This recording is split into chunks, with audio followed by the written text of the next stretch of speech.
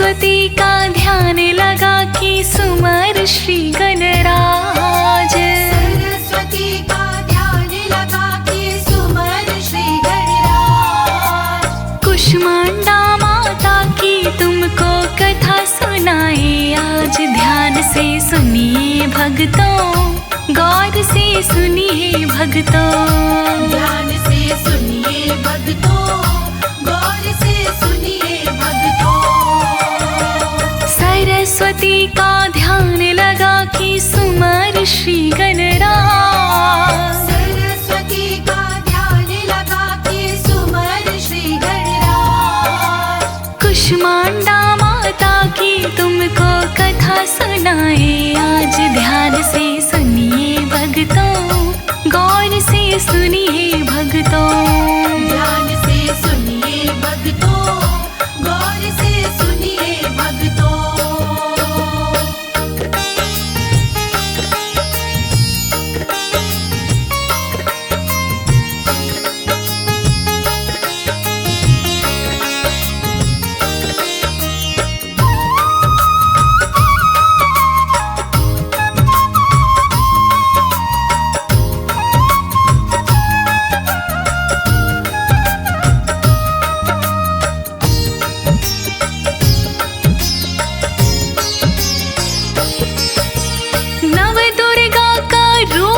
चौथा ये कुष्मांडा माता, शक्ति स्वरूपा नाम से इनको जग में जाना जाता।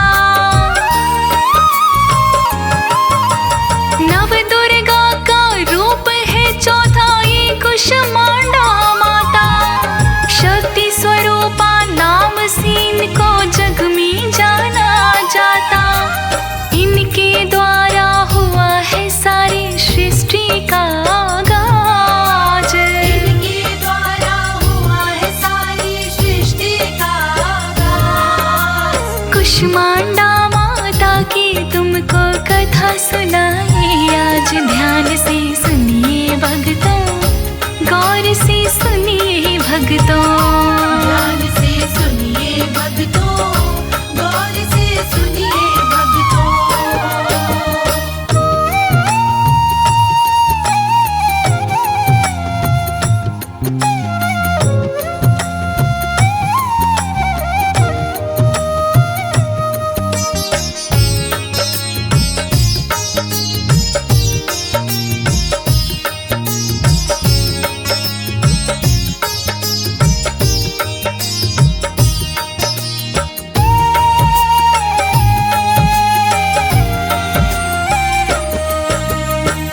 सृष्टि से पहले भक्तों चारों ओर अंधेरा, तब महामाई ने ऊर्जा का गोला एक उकेरा। था सृष्टि से पहले भक्तों चारों ओर अंधेरा, तब महामाई ने ऊर्जा का गोला एक उकेरा। जय माँ निकल रही थी गोले से आवाज। जय माँ निकल रही थी गोले से आवाज। कुष्मांडा माता की तुमको कथा सुनाए आज, ध्यान से सुनिए भक्तों, गौर से सुनिए भक्तों। ध्यान से सुनिए भक्तों, गौर से सुनिए भक्तों।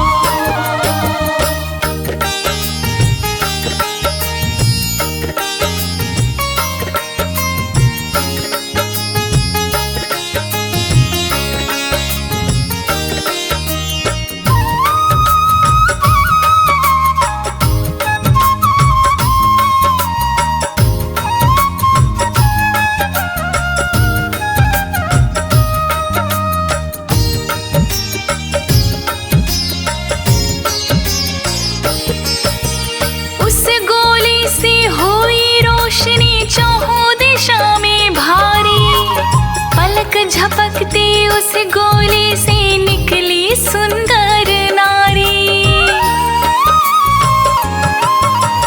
उस गोली से हुई रोशनी चौहों दिशा में भारी, पलक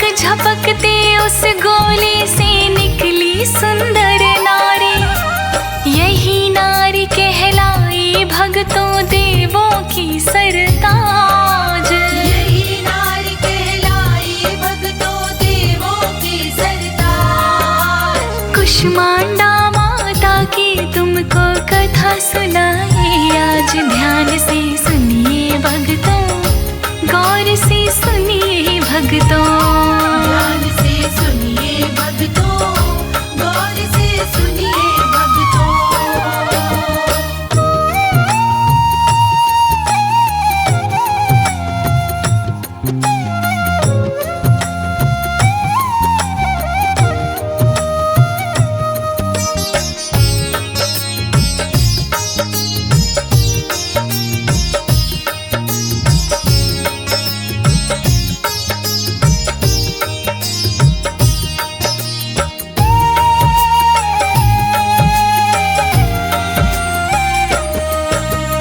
उस नारी के तन में भक्तों हुई रोशनी उजली, सरस्वती महालक्ष्मी काली उसके तन से निकली।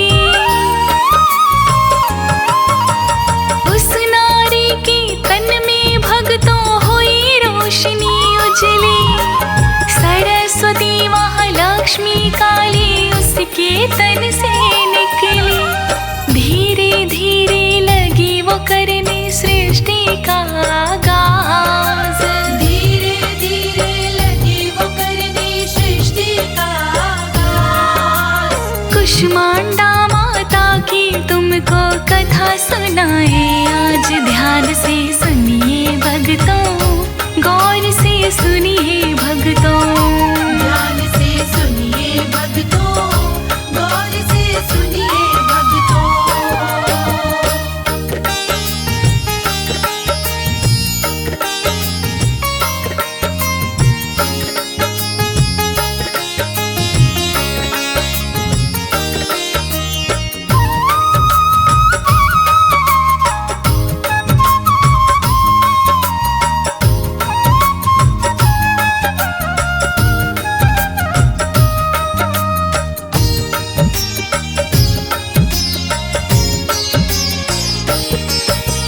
महाकाल के तन से एक और जन्मे नर और नारी, 5 शीश 10 भुजा थी, नर की सूरत थी बड़ी प्यारी। महाकाल के तन से एक और जन्मे नर और नारी, 5 शीश 10 भुजा थी, नर की सूरत थी बड़ी प्यारी। वो कहलाए शिव शंकर जी भूतों की सरताज, वो कहलाए शिव शंकर जी भूतों के सरताज।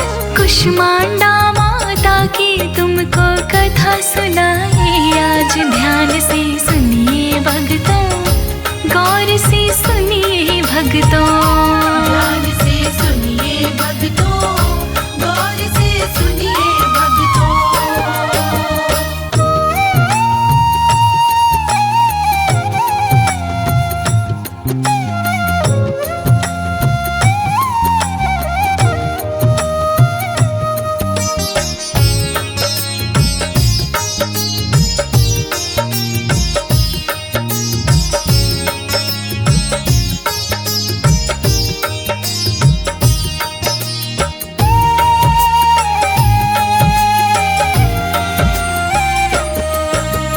फिर महालक्ष्मी जी के तन से निकले नर और नारी, 4 शीश और 4 भुजा थी, सूरत थी बड़ी प्यारी।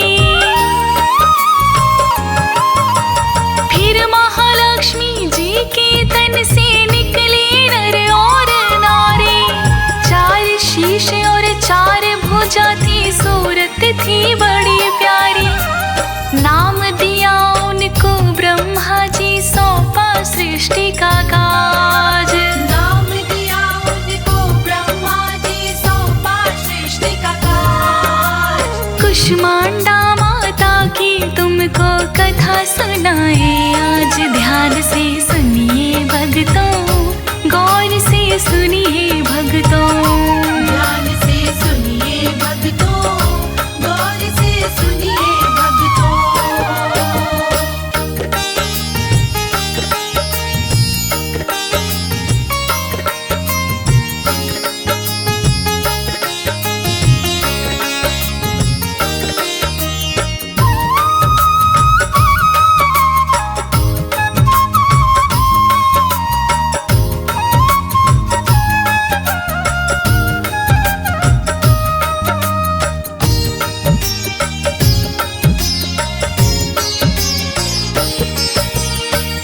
जन्मे एक नर और नारी सरस्वती के तन से। एक शीश और 4 हाथ थे सुंदर नील वरन से। फिर जन्मे एक नर और नारी सरस्वती के तन से। एक शीश और 4 हाथ थे सुंदर नील वरन से। उनको नाम दिया विष्णु का कमला के महाराज। उनको नाम दिया विष्णु का कमला के महाराज। कुष्मांडा माता की तुमको कथा सुनाए आज। ध्यान से सुनिए भक्तों, गौर से सुनिए भक्तों। ध्यान से सुनिए भक्तों, गौर से सुनिए भक्तों।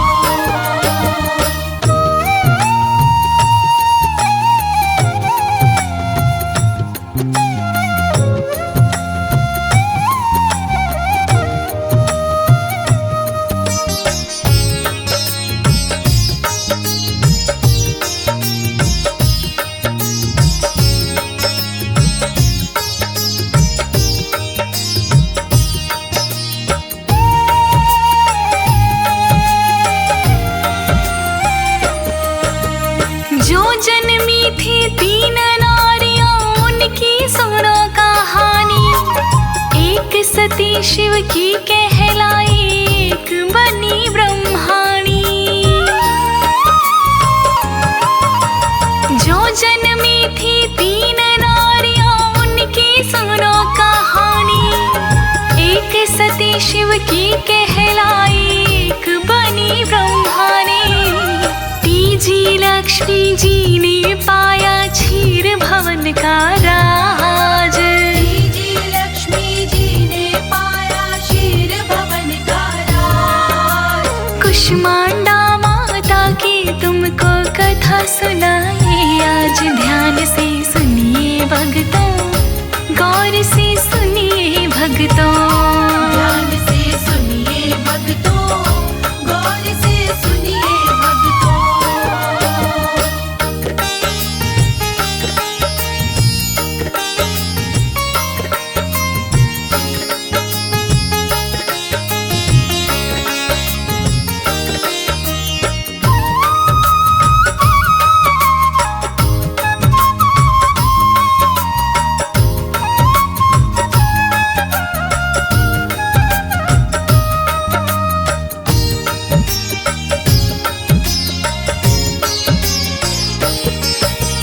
कुष्मांडा माता सा भक्तों नहीं दयालु दूजा।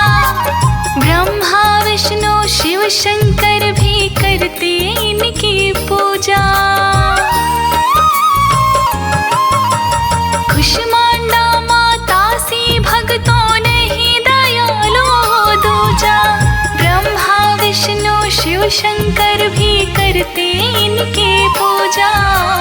3 लोक नवखंड में इनका डंका रहा है बाज। 3 लोक नवखंड में इनका डंका रहा है बाज।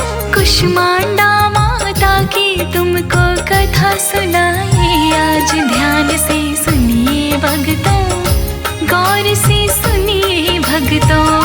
ध्यान से सुनिए भक्तों, गौर से सुनिए भक्तों।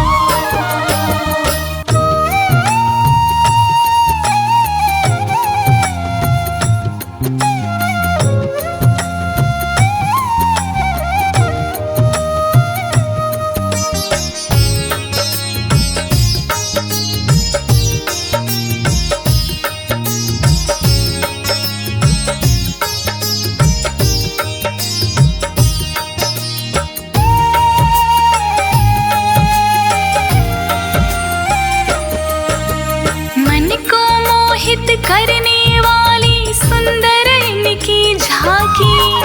हल्की हल्की हंसी होठ पे 8 भुजा है माँ की।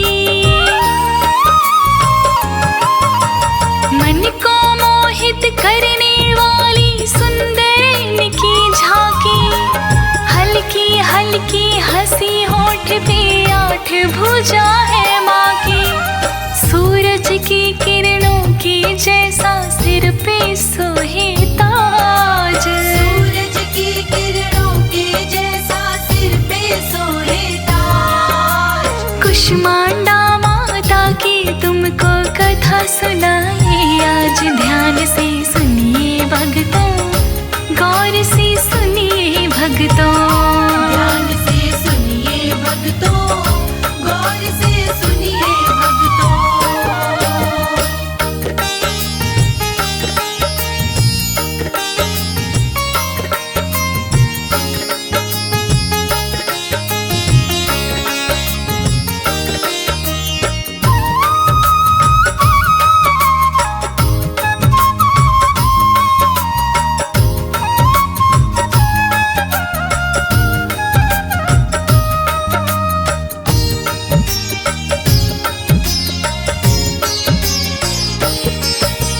धनुष बाण और फूल कमल का इनके हाथ बिराजे, अमृत कलशा और कमंडल अन्य हाथ में साजे।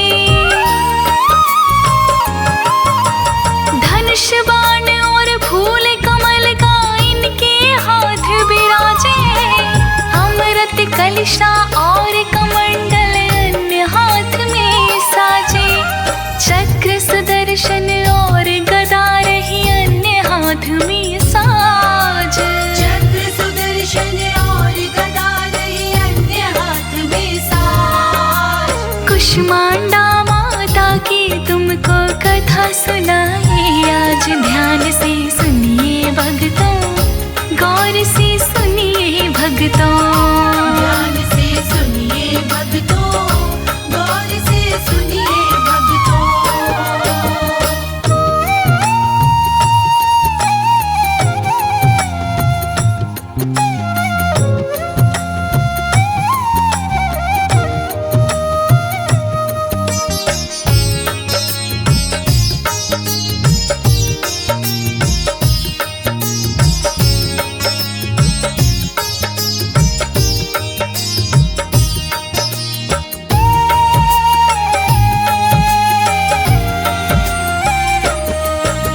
सिद्धि देने वाली माला आठवें हाथ में सोहे, देवी माँ का रूप सलोना भक्तों का मन मोहे।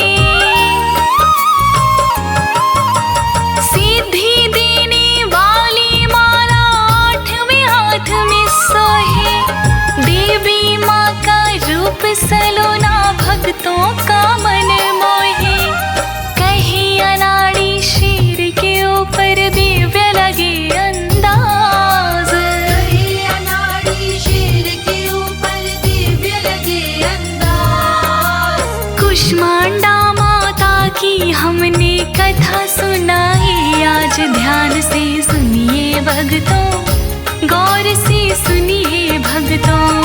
ध्यान से सुनिए भक्तों, गौर से सुनिए भक्तों।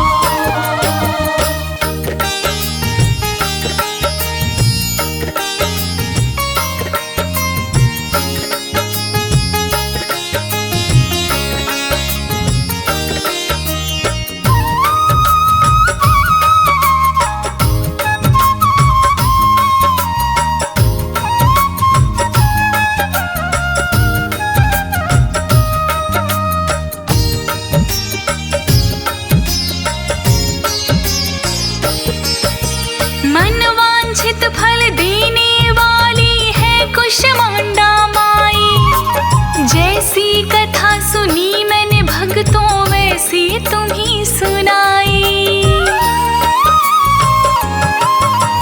मनवांछित फल देने वाली है कुष्मांडा माई, जैसी कथा सुनी मैंने भक्तों वैसे तुम्हें सुनाई।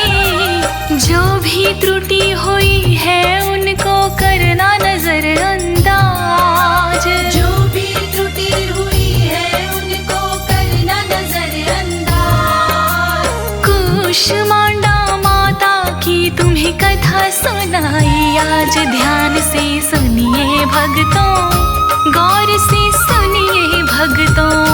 ध्यान से सुनिए भक्तों, गौर से सुनिए भक्तों।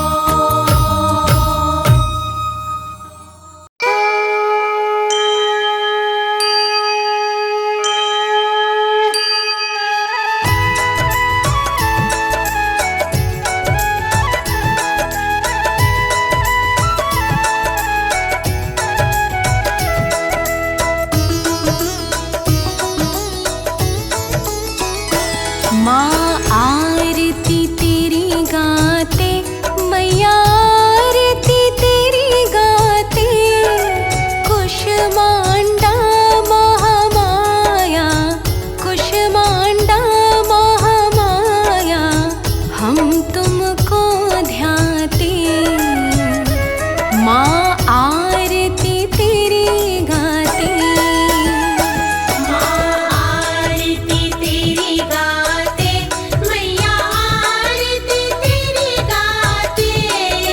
कुष्मांडा महामाया, कुष्मांडा महामाया, हम तुमको ध्याते। माँ आरती तेरी गाते। हे जगदम्ब दयामयी आदि स्वरूपा मैया माया। आदि स्वरूपा माँ। देव ऋषि मुनि ज्ञानी, देव ऋषि मुनि ज्ञानी, गुण तेरे गाते। माँ आरती तेरी गाते। कर ब्रह्मांड की रचना कुष्मांडा कहलाए। मैया कुष्मांडा कहलाए। वेद पुराण भवानी, वेद पुराण भवानी, सब यही बतलाते। माँ आरती तेरी गाते।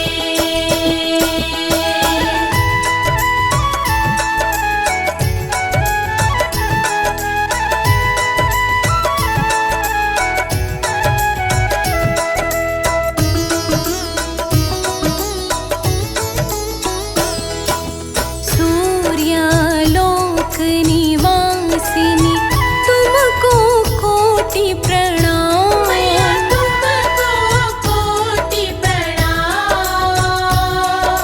सम्मुख तेरे पाप और सम्मुख तेरे पाप और दोष न टिक पाते। माँ आरती तेरी गाते। अष्टभुजे महाशक्ति सिंह वाहिनी है तू। मैया सिंह वाहिनी है तू। भव सिंधु से तरते, हम सिंधु से तरते। दर्शन जो पाते। माँ आरती तेरी गाते।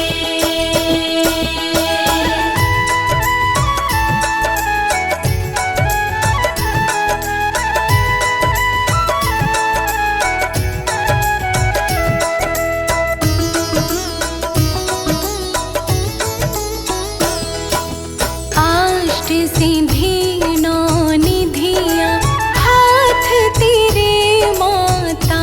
मैया हाथ तेरे माता। पा जाती है सहज ही आ जाते हैं सहज ही। जो तुमको ध्याते।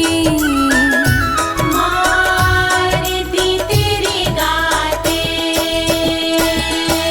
शास्त्र विधि से विधिवत जो पूजन करते। मैया जो पूजन करते। आदि शक्ति जग जननी, आदि शक्ति जग जननी, तेरी दया